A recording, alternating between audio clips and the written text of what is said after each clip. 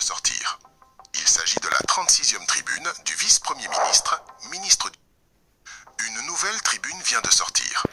Il s'agit de la 36e tribune du vice-premier ministre, ministre du Budget, Adolphe Mouzito. Ce document pose une question essentielle. D'où vient la RDC? Où en est-elle aujourd'hui? Et où veut-elle aller d'ici 2035?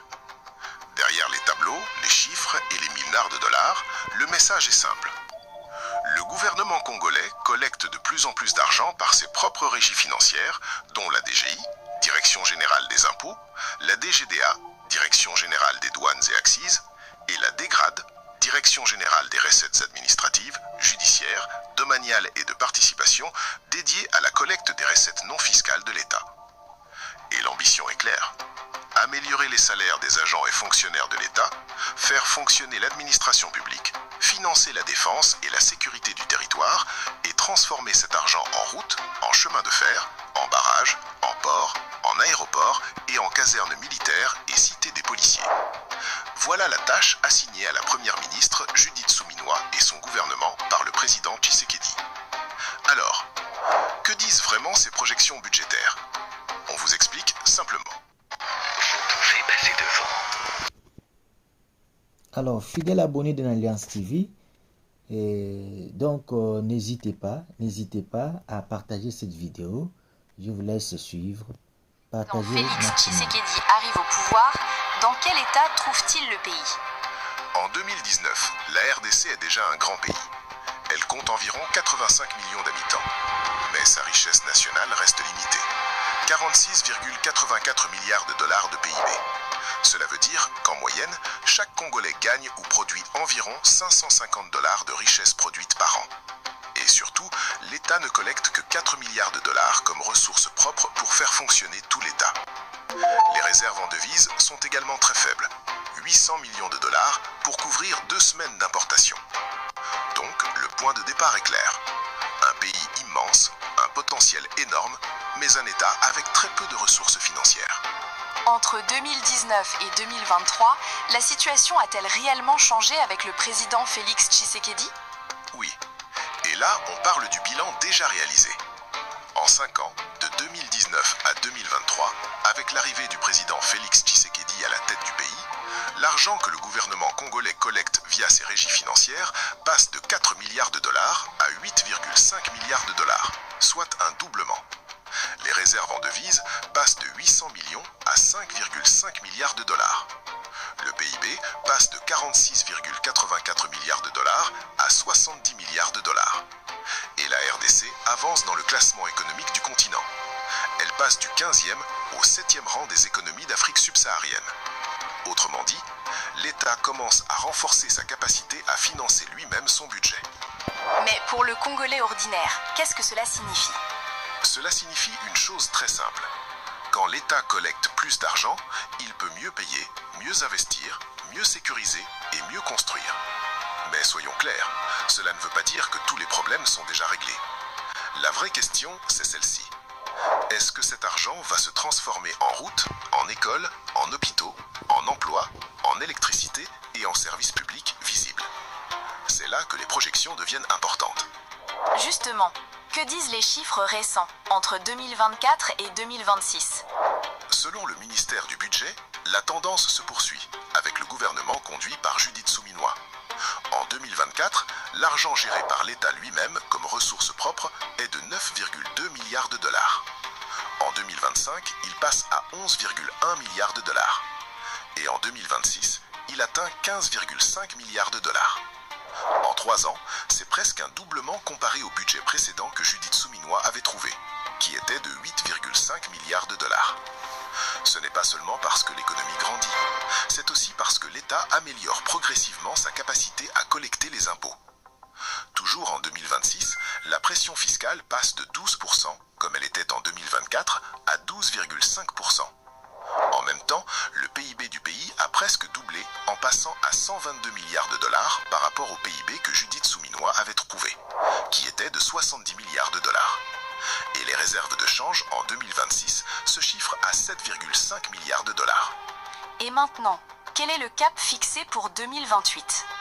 De 2026 à 2028, Le gouvernement souminois vise à passer de 15,5 milliards de dollars à 21 milliards de dollars de ressources propres, ce qui représente plus d'un doublement par rapport au budget qu'il a trouvé de 8,5 milliards de dollars. Quant au PIB, il atteindrait 137 milliards de dollars en 2028, pour une population qui passerait à environ 125 millions d'habitants. Et la richesse produite ou consommée par habitant atteindrait environ 1100 dollars par an. Et la RDC passerait au 5e rang des économies d'Afrique subsaharienne. Mais il faut bien le préciser. Ici, on ne parle plus d'un bilan. On parle d'une trajectoire, c'est-à-dire des objectifs à suivre, à mesurer et à ajuster chaque année. Et à l'horizon 2035, quelle est la grande vision? À l'horizon 2035, la vision du pouvoir politique à la tête du pays est beaucoup plus ambitieuse. Le PIB, avec un taux de croissance largement minoré de 5,5%, viserait 215 milliards de dollars. Les ressources propres de l'État partiraient de 15,5 milliards en 2026 et atteindraient 38,5 milliards de dollars fin 2035. Et selon cette projection, la RDC deviendrait la 3e économie d'Afrique subsaharienne, derrière l'Afrique du Sud et le Nigeria. C'est une ambition forte. Faire de la RDC non seulement un pays riche en ressources naturelles, mais un État capable de mobiliser, gérer et investir avec ses propres ressources. Avec une pression fiscale qui va varier de 12,5% à 17% et un taux de croissance qui sera autour de 5,5%, combien de ressources budgétaires propres l'État congolais compte-t-il mobiliser? Avec ces deux indicateurs, le gouvernement congolais va mobiliser 265 milliards de dollars US, qu'il compte répartir de la manière suivante.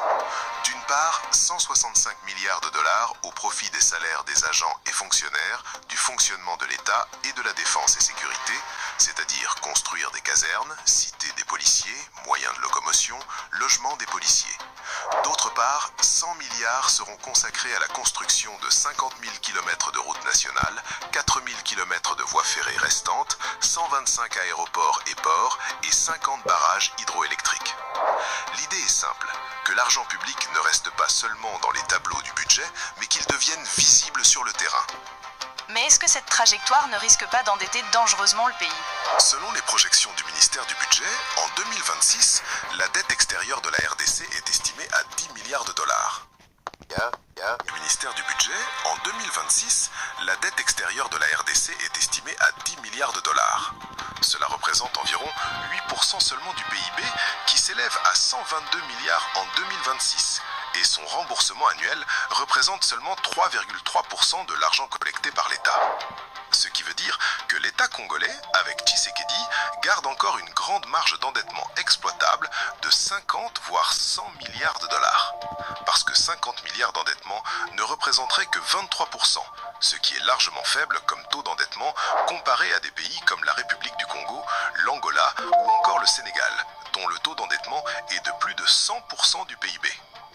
Le message de la tribune d'Adolphe Mouzito est donc clair.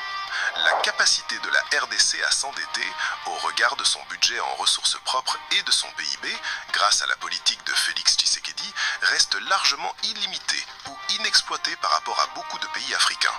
Et si elle est utilisée pour financer de vrais investissements productifs, la RDC garde une marge d'emprunt très importante.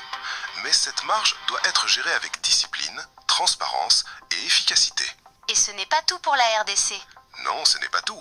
En décembre 2025, les présidents Tshisekedi et Trump ont signé un accord de partenariat stratégique sur les minerais critiques dont le cobalt, cuivre, lithium, coltan. Il faut noter que la RDC détient plus de 70% des réserves mondiales de cobalt. Or, l'objectif affiché par les autorités congolaises est ambitieux, porter la production de cuivre au-delà de 6 millions de tonnes par an. Donc, si cet accord se concrétise pleinement, il pourrait constituer une source supplémentaire de recettes pour l'État, au-delà des projections déjà présentées dans cette tribune. Comment en sommes-nous arrivés là en si peu de temps?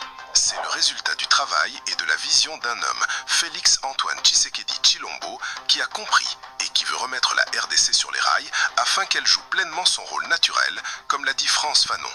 L'Afrique a la forme d'un revolver dont la gâchette se trouve en RDC.